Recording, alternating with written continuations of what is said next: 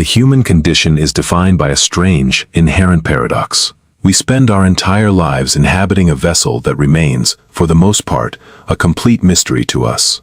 We navigate the world through our senses, chasing external stimuli, building empires of digital data and concrete steel, yet we often remain strangers to the rhythmic, silent labor occurring beneath our own skin. We treat our bodies like a background hum, a machine that is simply expected to function until the day it doesn't. But what if I told you that the most important message you will ever receive regarding your survival isn't written in a medical journal or delivered via a high-tech wearable device? What if the ultimate telegram of life and death is delivered daily, in the most private, most discarded, and most ignored moment of your routine? We are taught from a young age to look away, to flush quickly, to treat the waste of our biology with a sense of shame or at least a hurried indifference. Yet, in those 3 seconds before the water swirls away, lies a diagnostic mirror. To look is to acknowledge our biology. To look is to respect the silent warnings of an organ that sits deep within the abdomen, hidden and stoic. The pancreas. This is not merely a story about a disease. It is a meditation on the fragility of the now and the catastrophic cost of looking away. Pancreatic cancer is often whispered about in medical circles as the silent killer, not because it is invisible, but because its language is subtle, spoken in the dialect of the mundane. It does not always arrive with a scream or a sudden collapse. It arrives in the tint of your skin, the dull ache in your back, and, most crucially, in the colors left behind in the porcelain bowl of your bathroom. We live in an era of deep analysis, where we track our steps, our heart rates, and our sleep cycles with religious fervor. Yet, we neglect the most basic biological feedback loop available to us. This story follows the journey of a man who had everything, success, health, and a future, but who lacked the one thing that could have saved him: the courage to look at the ugly truths of his own biology. It is a cautionary tale that challenges the way you perceive your daily existence. It suggests that perhaps the greatest act of self-care isn't a luxury spa or a rigorous workout, but a 3-second pause of radical honesty with yourself. Why do we find it so difficult to confront the reality of our own waste? Psychologically, we associate it with decay, with the end of a process, with something that no longer belongs to the self. But in the context of the pancreas, the waste is a progress report. The pancreas is a dual-purpose master, managing both your digestion and your blood sugar. When it falters, the harmony of the body breaks, and the evidence is printed directly into your stool. Doctors have long warned that 5 specific colors can tell a story that an MRI might miss until it is too late. Pale, oily, dark, or bloody. These are not just descriptions. They are distress signals from an organ that is losing its battle. In the chapters to follow, we will dissect the anatomy of this neglect.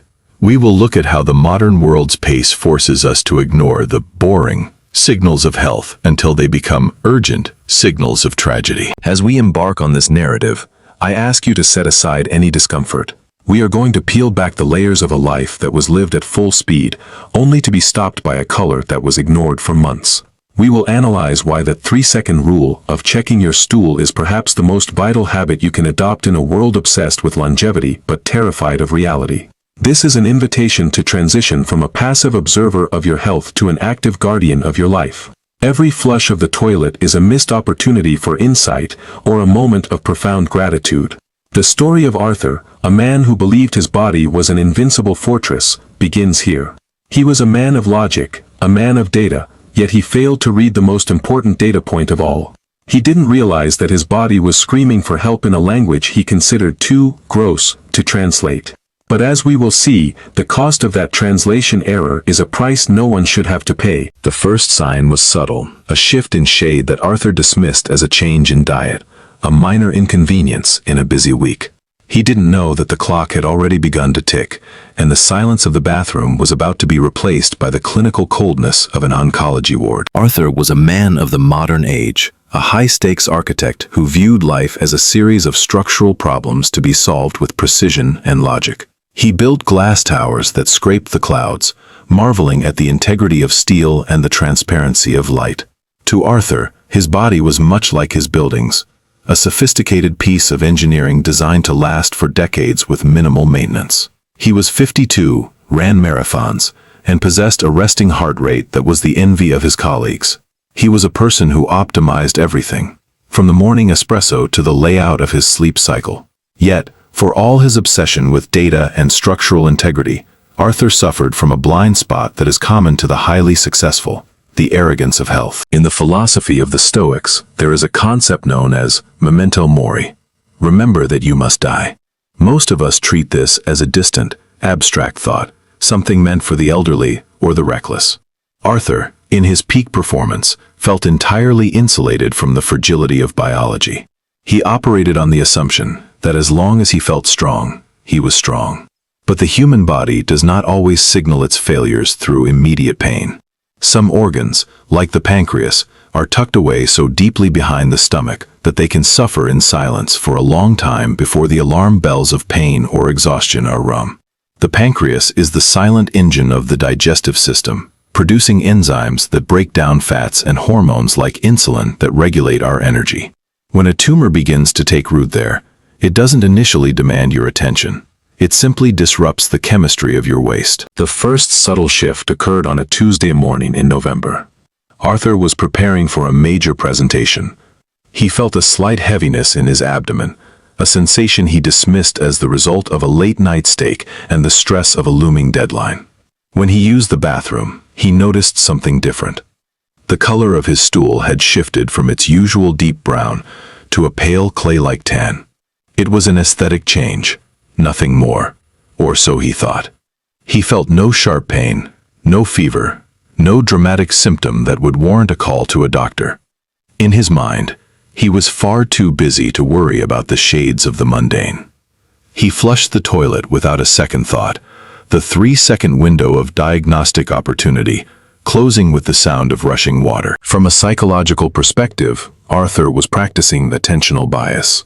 We are wired to pay attention to stimuli that align with our current goals. For Arthur, the goal was the glass tower in Dubai, not the metabolic output of his liver and gallbladder.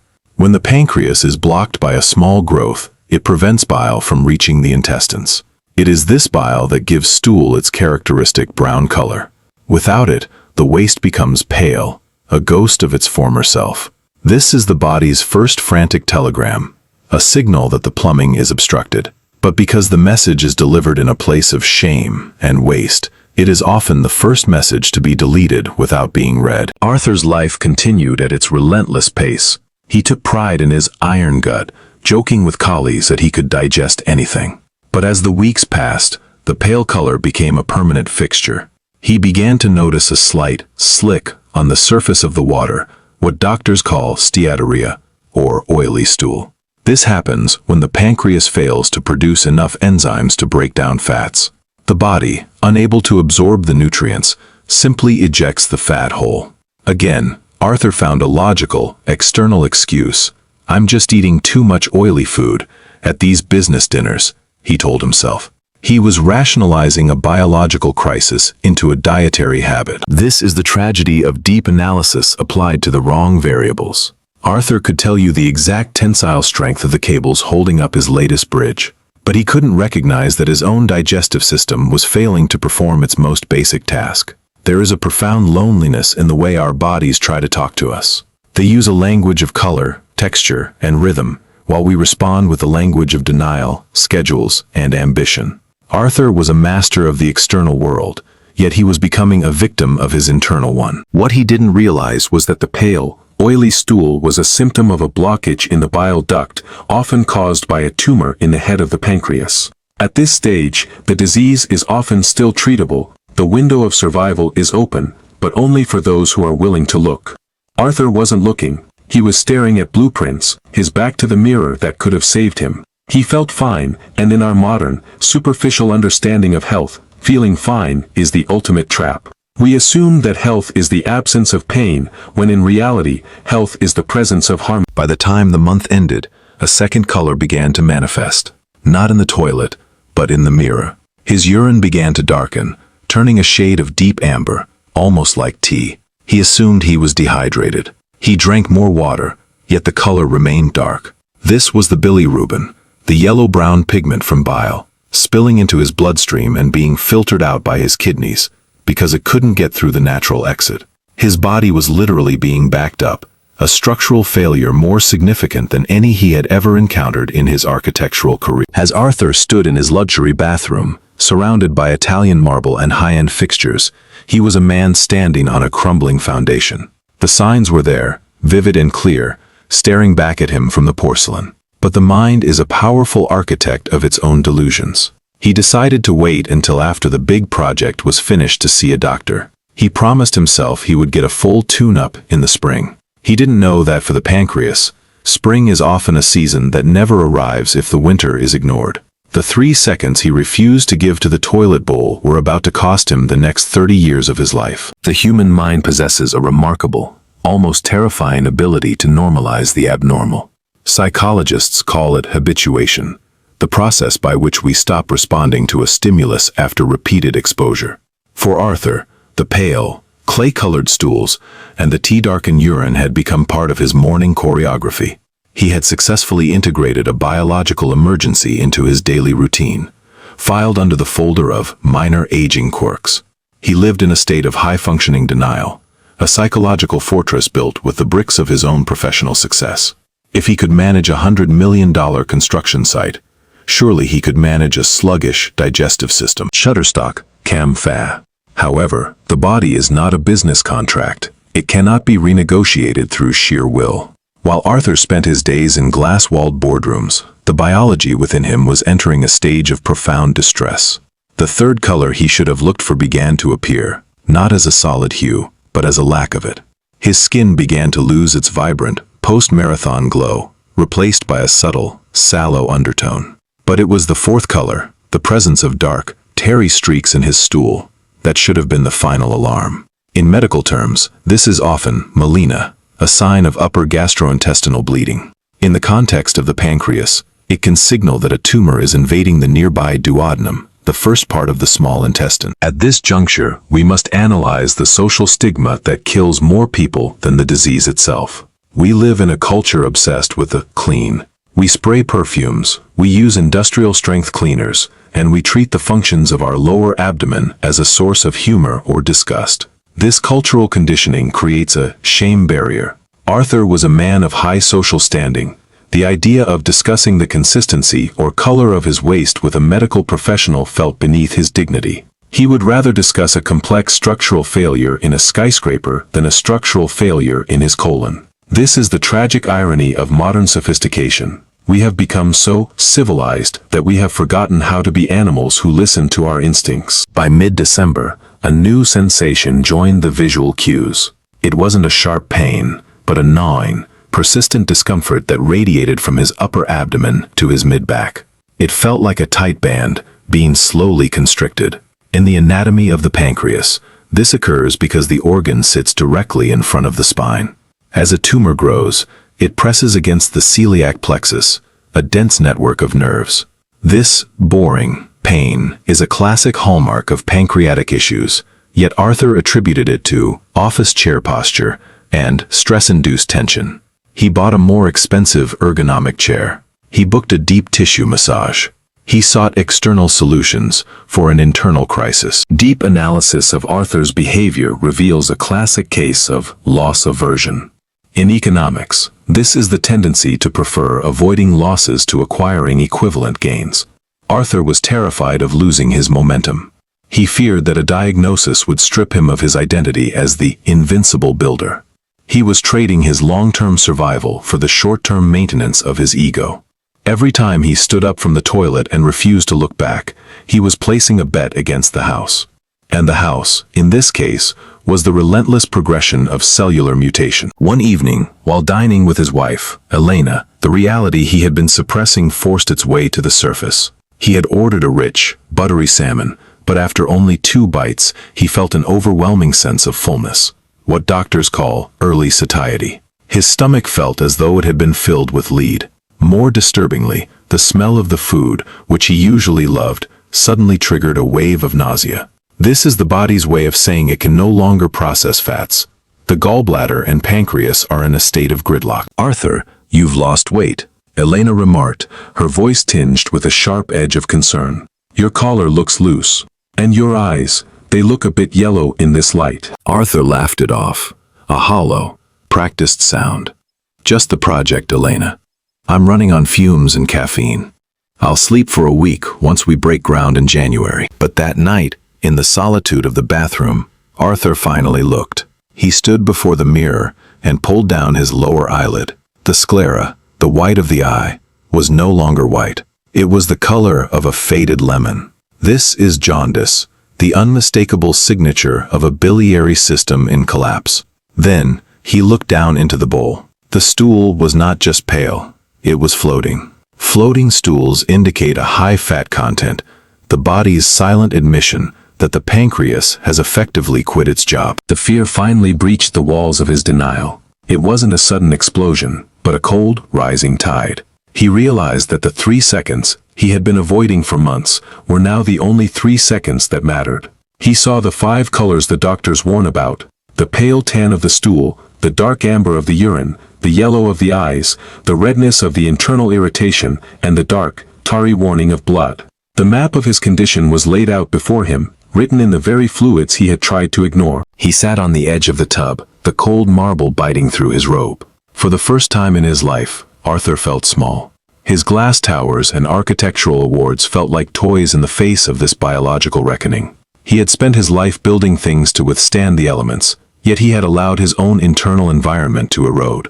The philosophy of his life, that everything can be controlled through effort and intelligence, was shattering. He was beginning to understand that true intelligence lies in the humility to observe. As the clock on the wall ticked toward midnight, Arthur realized he couldn't wait until the spring. The structural integrity of his life was compromised. But was it too late? Had his 3-month refusal to look into the bowl turned a treatable condition into a death sentence?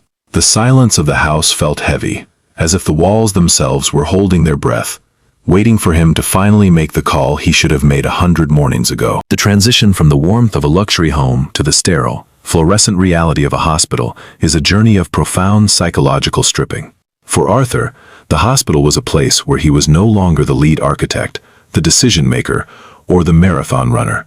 He was a patient, a collection of symptoms, a set of coordinates on a gurney. The deep analysis that he had previously applied to blueprints was now being applied to him by a team of specialists who spoke in the clipped, efficient shorthand of oncology. The silence he had maintained for months was replaced by the hum of cooling fans and the rhythmic beep of monitors. When Arthur finally sat in the office of Dr. Eris, a renowned gastroenterologist, the 3-second glance he had avoided was now the primary subject of discussion. Dr. Eris didn't start with a physical exam. He started with a history. He asked about the colors. He asked about the floaters. He asked about the amber tint of the urine. To Arthur's surprise, the doctor spoke about these things with the same professional detachment Arthur used when discussing the load-bearing capacity of a cantilevered beam. There was no shame in this room, only data. The problem with the pancreas, Arthur, Dr. Eris explained, leaning back and forming a steeple with his fingers, is its location.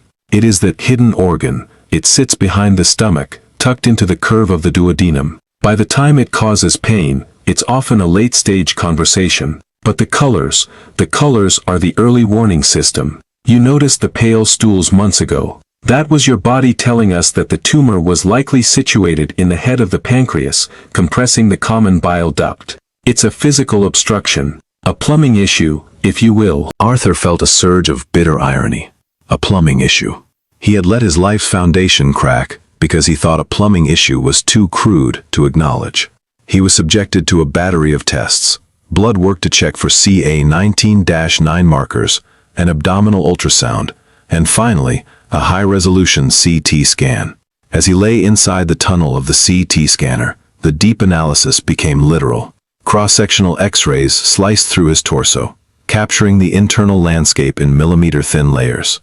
He was being mapped, his internal geography laid bare for strangers to critique. In the world of philosophy, there is a concept called the gaze. It describes how we perceive ourselves when we realize we are being watched by others. Inside the scanner, Arthur experienced a radical shift in his gaze. He was no longer a person with a story. He was a biological specimen under inspection. He realized that for all his wealth, he could not buy a single moment of time back.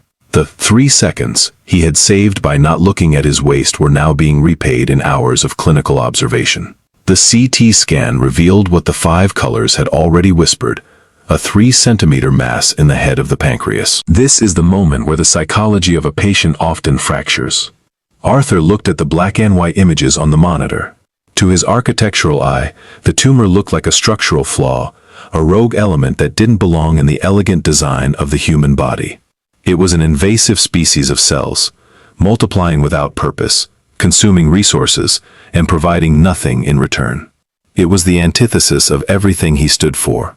It was chaos. "We need to perform an ERCP," Dr. Aris said, his voice calm but firm. "An endoscopic retrograde cholangiopancreatography. It's a procedure where a scope is passed down the throat to look at the ducts and, if possible, place a stent to open the blockage. This will relieve the jaundice. It will turn your stool back to its normal color and clear your skin." But Arthur, we must be clear. Clearing the color doesn't clear the cancer. The color was just the smoke. We still have to find the fire. The analysis of this stage of the journey is about the medicalization of the self.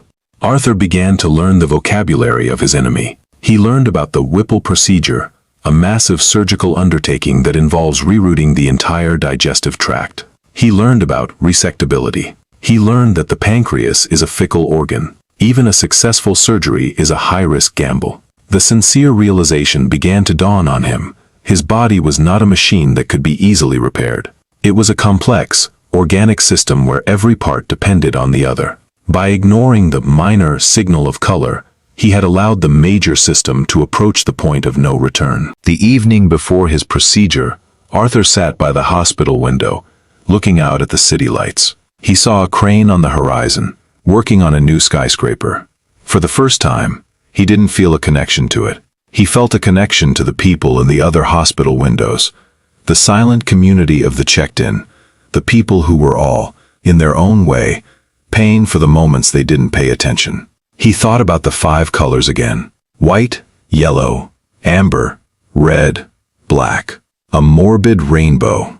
He realized that his deep analysis of life had been entirely external. He had analyzed markets, materials, and maps, but he had never analyzed the rhythm of his own heartbeat or the message in his own breath. He had treated his life as a project to be completed, rather than a gift to be tended. This realization brought with it a profound sense of mourning, not just for his health, but for the quality of the life he had lived while he was healthy. He had been successful, but he had been blind. As the nurse entered to prepare him for the night, Arthur looked at her, really looked at her, and saw the fatigue in her eyes, the kindness in her hands. He was starting to see the world differently. The arrogance was being washed away by the bile that had backed up into his blood. He was being humbled by his own biology. He knew that the next day, they would go inside him to try and fix the plumbing. But he also knew that the real work, the internal architecture of his soul, was just beginning. He closed his eyes, wondering if the 3 seconds he finally gave to the truth would be enough to grant him a second chance. The biopsy result arrived with the clinical coldness of a winter morning. In the world of oncology, there is no room for the poetic ambiguity that Arthur favored in his architectural sketches. There is only the pathology report, a document that translates human tissue into a series of grades, stages, and statistical probabilities. Dr. Aris sat across from Arthur and Elena, the paper between them acting as a bridge to a new, much narrower reality. The diagnosis was confirmed: adenocarcinoma of the pancreas. Stage 2B. To perform a deep analysis of this moment is to observe the collapse of a person's temporal horizon. When we are healthy, we think in decades. We plan for retirements. We imagine the growth of grandchildren. We worry about long-term investments. But a diagnosis like Arthur's shrinks the now into a series of immediate, high-stakes intervals. The 3-second rule of checking his stool had been ignored for roughly 90 days. In the life cycle of a pancreatic tumor, 90 days is an eternity. It is the difference between a localized mass and one that begins to wrap its fingers around the superior mesenteric artery. Stage 2B means the cancer has spread to nearby lymph nodes, but it hasn't reached distant organs like your liver yet, Dr. Aris explained. The yellow in your eyes and the pale color of your stool were caused by the tumor blocking the duct, a sentinel symptom. In a strange way, Arthur, the very things you found too unpleasant to look at were the only things that gave you a fighting chance. If this tumor had been in the tail of your pancreas, it wouldn't have blocked anything. You wouldn't have seen a change in color. You wouldn't have known until it was stage 4. This is a profound philosophical pivot. We often view the gross or unpleasant aspects of our biology as burdens or failures of the body. But in the architecture of survival, these symptoms are the body's most sincere acts of communication. The pale stool was not a failure.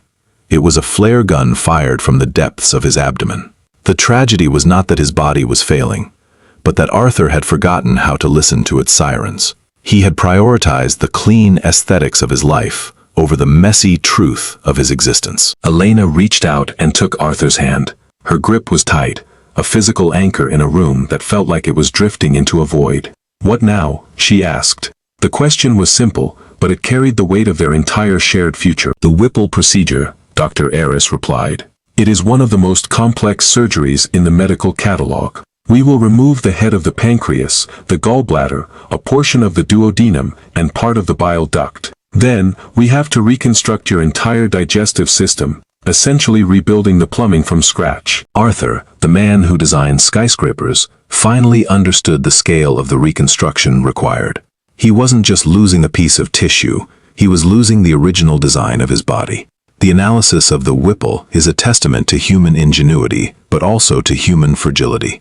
It is a surgery that leaves the patient forever changed. You don't just recover from it, you adapt to a new way of being.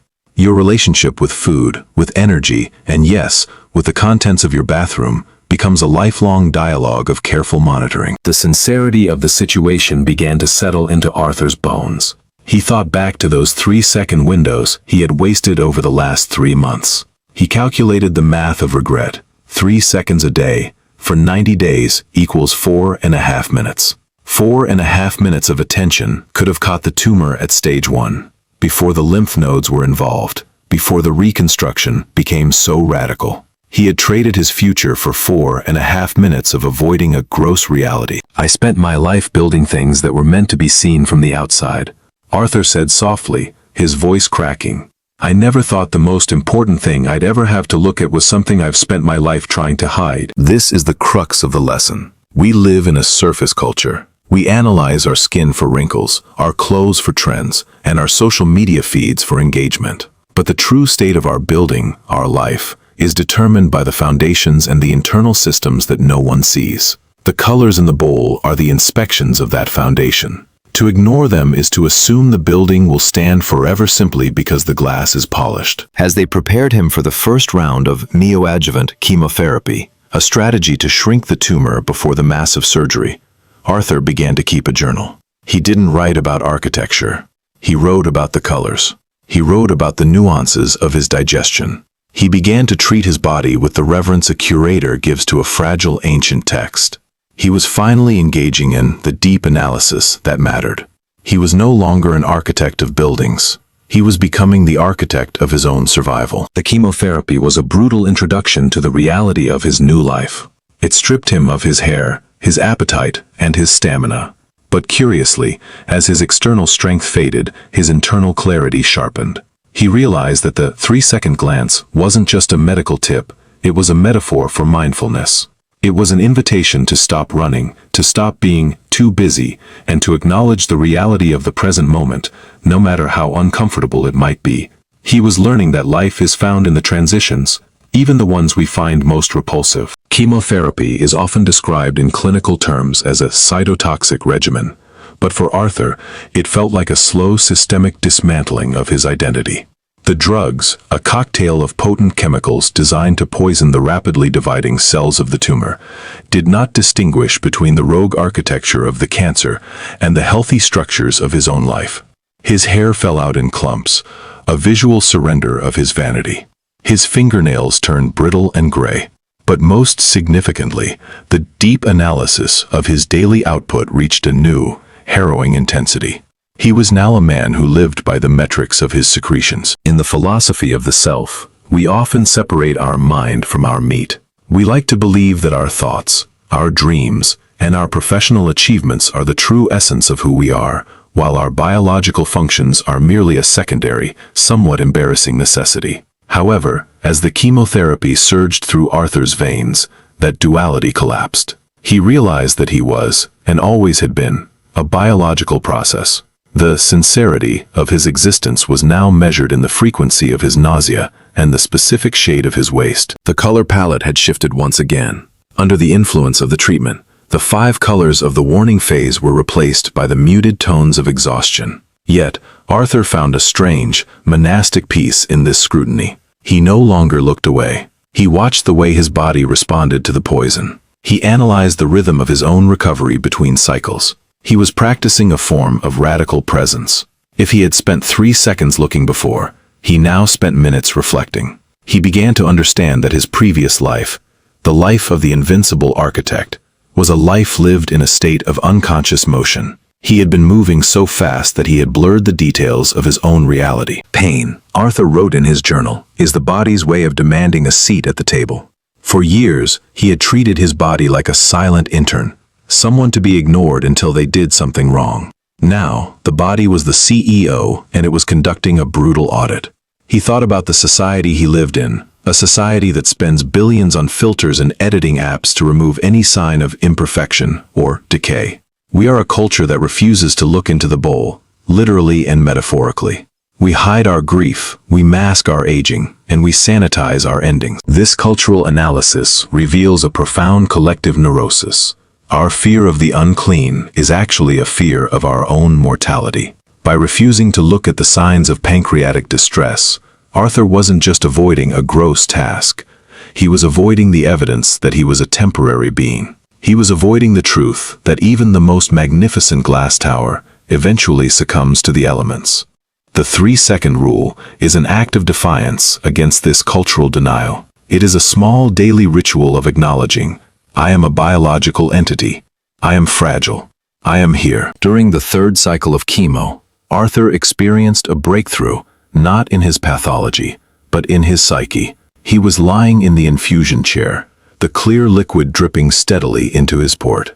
He looked at the other patients in the room. There was a young woman with a vibrant headscarf, an older man clutching a well-worn book, and a teenager staring blankly at a screen. In the world of deep analysis, these were his fellow survivors, all of them forced into the same intimacy with their own biology. He realized that the shame he had felt about his symptoms was a construct of a world that doesn't want to deal with the reality of being human. If everyone looked into the bowl, if everyone spoke about the pale or the dark or the oily, the silent killer would lose its most powerful weapon, its anonymity. The silence of the pancreas is only deadly because we choose to match it with our own silence. As the tumor began to shrink, a fact confirmed by a mid-treatment scan, Arthur felt a sense of structural realignment. The fire in his abdomen was being dampened, but the architecture of his perspective had been permanently altered. He was no longer building towers. He was building a legacy of awareness. He started to talk to his friends, his colleagues, even his former rivals. He didn't talk about blueprints. He talked about the colors. He talked about the 3 seconds that changed his life. They think I'm obsessed with the morbid, Arthur told Elena one evening as they sat in the hospital garden. But I'm not. I'm obsessed with the truth. I spent 50 years looking at the sky, and it almost killed me. I'm only alive today because I finally looked at the ground. The lesson here is one of biological humility. We are not the masters of our bodies. We are their stewards. Deep analysis shows that the most successful stewards are those who pay attention to the small, boring, and sometimes unpleasant details. The high-resolution CT scans are vital, but they are the heavy machinery of medicine. The early warning system is much simpler, much cheaper, and much more accessible. It's right there, in the bathroom, every morning. Arthur's journey through the chemotherapy was the cleansing before the reconstruction. He was being stripped down to his foundational elements. The jaundice had faded, his eyes were white again, and for the first time in months, his stool regained a hint of that healthy, bile-rich brown. It was a small victory, a tiny return of normalcy, but to Arthur, it was more beautiful than any sunset he had ever sketched. It was the color of a second chance. But the greatest test, the Whipple surgery, was still looming on the horizon. The plumbing was ready to be rebuilt, but would the new structure hold? The Whipple procedure, or pancreaticoduodenectomy, is often described by surgeons as the Mount Everest of abdominal operations. It is a radical reimagining of the human interior. For Arthur, the man who had spent his life designing the skeletons of cities, the irony was profound. He was about to have his own internal skeleton, his digestive architecture, dismantled and reassembled. The deep analysis of this phase is not just about the surgical technique, but about the psychological courage required to surrender one's physical integrity in exchange for time. As Arthur was prepped for the 12-hour surgery, he felt a strange sense of calm. The months of chemotherapy had softened his ego, replacing his previous arrogance with a quiet, sincere gratitude. He understood now that he was not an invincible builder. He was a tenant in a biological house that was undergoing emergency repairs. The 3-second rule had brought him to this point, a point of no return. Had he waited even 2 weeks longer, the tumor might have encased the major blood vessels, making this surgery impossible. He was standing on the narrowest of ledges. During the procedure, the surgical team moved with the precision of a master orchestra. They removed the head of his pancreas, the site of the malignancy, along with his gallbladder, a portion of his stomach, and his duodenum. They then performed the reconstruction, sewing the remaining part of the pancreas, the bile duct, and the stomach directly onto the small intestine. It was a masterpiece of biological engineering. When Arthur woke up in the intensive care unit, he was no longer the same man, physically or spiritually. He was a rerouted human being. The recovery from a Whipple is a lesson in the philosophy of the small. For the first few days, Arthur's entire world was reduced to the movement of air in his lungs and the slow drip of a morphine pump. He was tethered to the bed by a dozen tubes, drains emerging from his abdomen like strange plastic roots. The deep analysis of his life had reached its most granular level. He wasn't thinking about towers or contracts. He was thinking about the first time he would be allowed a sip of water. He was thinking about the first time his new, reconstructed system would produce waste. This stage of the journey highlights a truth we often ignore. Our dignity is not found in our independence, but in our ability to accept help. Arthur, the self-made man, now relied on nurses to turn him, to clean him, and to monitor the output of his surgical drains. This vulnerability was his greatest teacher. He realized that the shame he had felt about his bathroom habits was a barrier to the very intimacy that makes us human.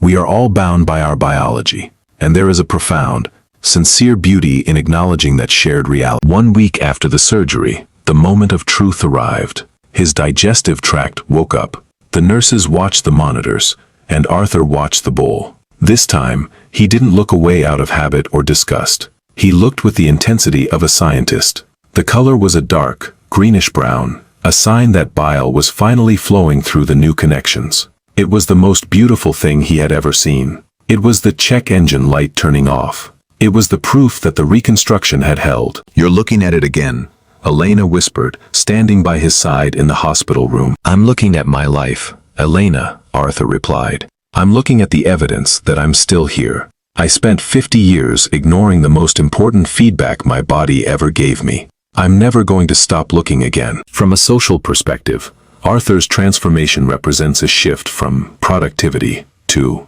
presence. Our modern world demands that we be productive at all costs, even at the cost of our health. We are told to push through the pain, to ignore the minor symptoms, and to focus on the big picture. But the big picture is composed of a million small details. The color of your stool is a detail. The tint of your eyes is a detail. The 3 seconds of reflection are a detail. Without those details, the big picture, your life, dissolves into a tragedy. As Arthur moved from the ICU to the surgical ward, he began to walk. 10 steps the first day, 20 the next. He moved with a cane, his posture bent, his marathon runner body a memory of the past. But his spirit was upright. He began to talk to the medical students who followed the surgeons on their rounds. He told them his story, emphasizing that 5 colors. He became a living case study in the power of early detection and the danger of denial. He was no longer just a patient. He was an advocate for the unpleasant truths of biology. He realized that his deep analysis had finally found its true purpose. He wasn't analyzing glass and steel anymore. He was analyzing the human threshold for change. He had been broken and rebuilt, and while the new structure was fragile, it was more authentic than the original. He was learning to live with the limitations of a partial pancreas, the need for digestive enzymes with every meal, the careful monitoring of his blood sugar. He was becoming a partner with his body rather than its master. As the day of his discharge approached, Arthur stood by the window one last time. He looked. Returning home was not the triumphant return to normalcy Arthur had once envisioned. Instead, it was an entry into a new world, a world where the map had been redrawn.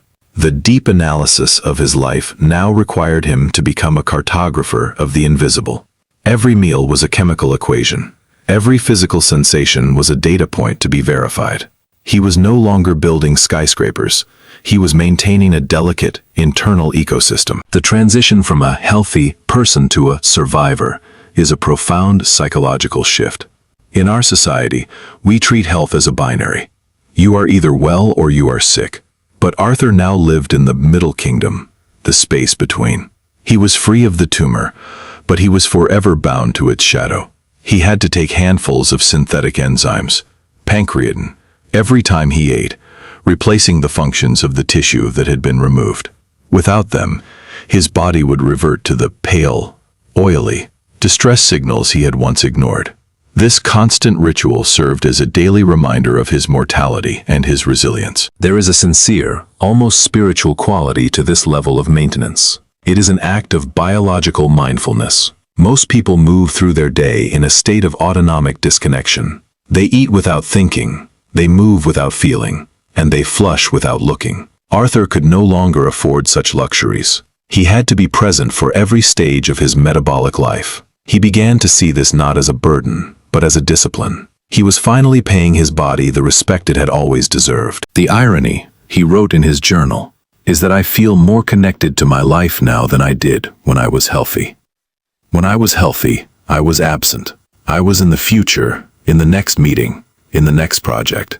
Now, I am right here, in the texture of this bread, in the rhythm of this digestion, in the color of this morning. Psychologically, Arthur was experiencing what researchers call post-traumatic growth. While the trauma of the diagnosis and the surgery had been immense, it had also cleared away the clutter of his life. The superficial anxieties that used to consume him, the architectural awards, the social standing, the perfectionism, seemed like relics of a distant civilization. They were external structures that had no weight in the internal world. He began to analyze the social constructs that lead so many people to ignore their health. Why do we celebrate the grind that kills us? Why do we value the output over the organism? The sincere analysis of the 5 colors became his mission. He realized that the message he had ignored was a universal one. Every human being carries within them a silent, sophisticated warning system. But that system is useless if the user is too afraid or too busy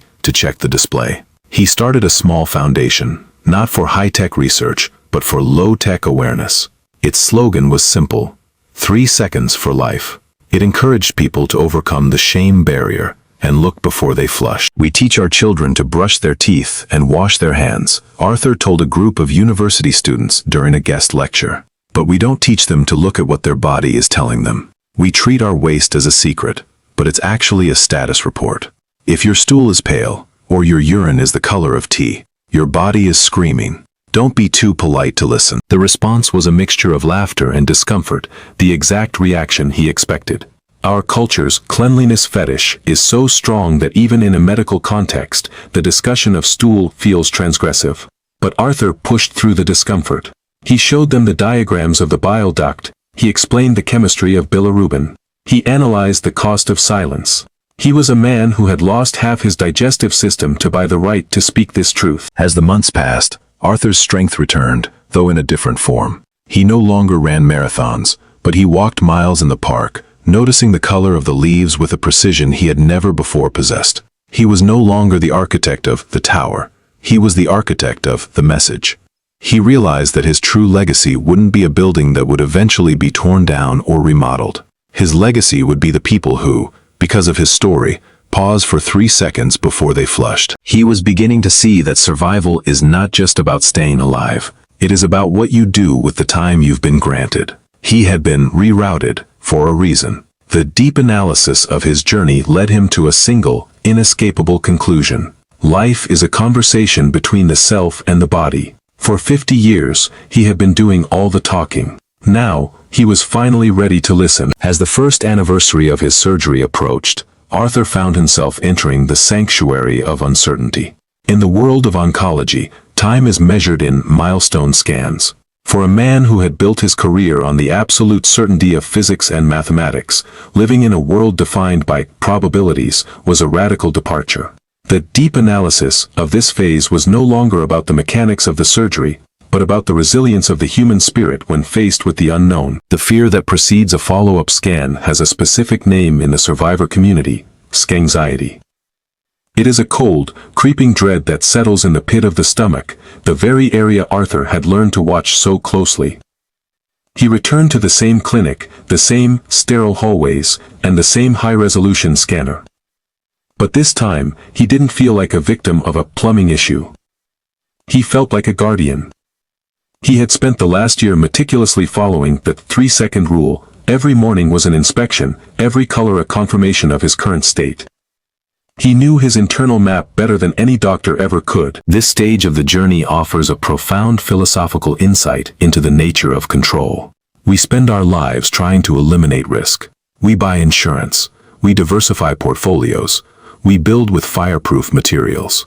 But Arthur realized that the only true control we have is the control over our attention. He couldn't control whether a stray cell had escaped the margin of his surgery, but he could control his awareness of the signals.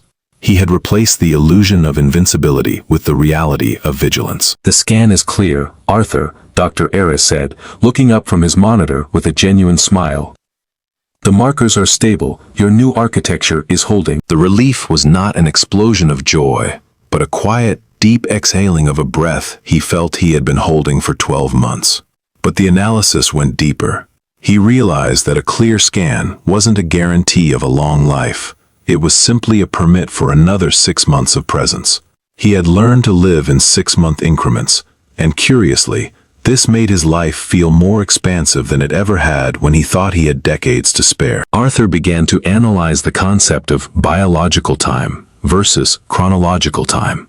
Chronologically, he was 53. Biologically, he was a year old, born again in an operating room. He looked at his scars, the long Mercedes-Benz incision across his abdomen, not as disfigurements, but as the blueprints of his survival. They were the physical evidence of a battle fought and a lesson learned. He was sincere about his vulnerability. He no longer hid his condition from his business associates. He found that by being open about his fragility, he invited a level of honesty in others that his invincible persona never could. "Everyone is carrying something, Elena," he remarked as they walked through a gallery of his old projects.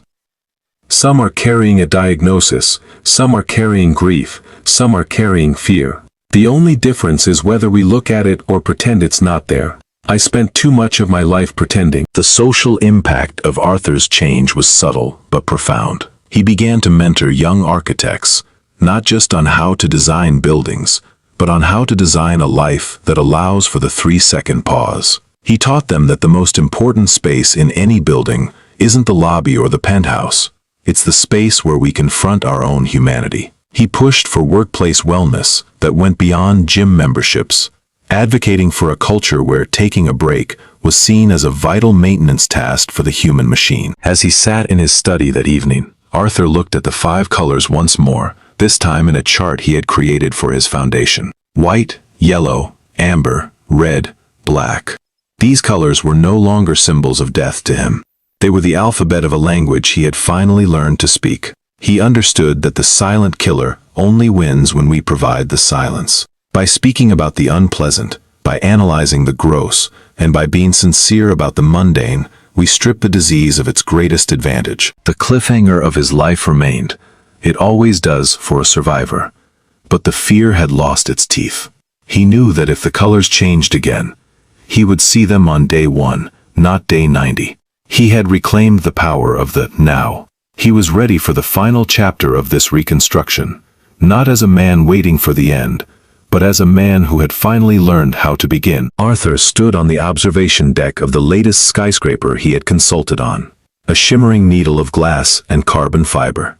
The city stretched out below him like a living, breathing organism, a vast network of systems, much like the one inside his own chest. But he wasn't there to celebrate the height or the prestige. He was there to say goodbye to his old self. He had reached the 3-year milestone, a feat that only a small percentage of pancreatic cancer patients achieve. His survival was not a miracle of luck. It was a triumph of modified behavior and the radical honesty of a 3-second glance. The deep analysis of Arthur's journey concludes with a realization that transcends medicine. We are the authors of our own awareness. For decades, Arthur had been an architect of the external, creating structures that would outlast him. But in the crucible of illness, he became an architect of the internal. He realized that the quality of a life is not measured by the height of its towers, but by the depth of its connection to the truth. The silent killer of the pancreas is often a metaphor for the silent neglect we show our own souls. We ignore the small warnings, the stress, the lack of joy, the fading colors of our passion, until they manifest as a crisis we can no longer ignore. Arthur's story is a testament to the fact that deep analysis must begin at home. It must begin in the quietest, most private moments of our lives. We live in an age of information, yet we suffer from a poverty of attention. We know the statistics of the global economy, yet we do not know the color of our own health. Arthur had learned that the most profound wisdom doesn't come from a computer screen. It comes from the body's own ancient, biological feedback loop. He had traded his arrogance for a sincere, quiet vigilance that allowed him to truly inhabit his days. In the final climax of his transformation, Arthur sat down to write his last journal entry of the year. He didn't write about his clear scans or his business successes. He wrote about the 3-second rule as a philosophy of existence. To look, he wrote, is to love yourself. To look is to acknowledge that your life is worth the effort of observation. We flush away so much of our lives because we are afraid of what is messy. But the mess is where the truth lives. The mess is where the survival begins. He looked at his hands, steady, weathered, and alive. He was no longer the man who ran marathons for the sake of the finish line. He was the man who walked because he loved the feeling of the earth beneath his feet. He had discovered that the reconstruction of his body was actually a reconstruction of his purpose. He was now a beacon for those lost in the fog of denial. He had turned the most unpleasant realization of his life into a gift for others. He had found the alchemy of suffering, turning the lead of a terminal diagnosis into the gold of a conscious life. The biggest lesson Arthur learned, and the one he left for all of us, is that the extraordinary is always hidden within the ordinary. We wait for a sign from the heavens, a lightning bolt of clarity, or a dramatic life event to change us. But the signs are already here. They are in the mirror, they are in the rhythm of our breath, and yes, they are in the colors of our waist. The difference between a tragedy and a transformation is simply the courage to look for 3 seconds. Arthur's life continues today, not as a struggle against death, but as a celebration of awareness. He is a man who knows the value of a single shade of brown, the importance of a clear eye, and the sacredness of a second chance. He has moved from the architecture of steel to the architecture of the infinite, the part of us that remains present and observant, no matter what the scans might say. He is a survivor, not just of cancer, but of the blindness that almost cost him everything. As you move forward from this story, I invite you to bring this deep analysis into your own life. Do not let the silent killer find a home in your silence. Break the shame. Break the hurry. Take those 3 seconds every single day to look at what your body is trying to tell you. It is the most sincere conversation you will ever have. It is a moment of radical honesty that can change your trajectory and, quite literally, save your life. Your body is speaking. Are you brave enough to listen? Thank you for being part of this journey. If this story moved you, please consider subscribing to the channel. Your support helps us share these vital truths and keep the conversation alive. Stay mindful, stay healthy, and always keep looking.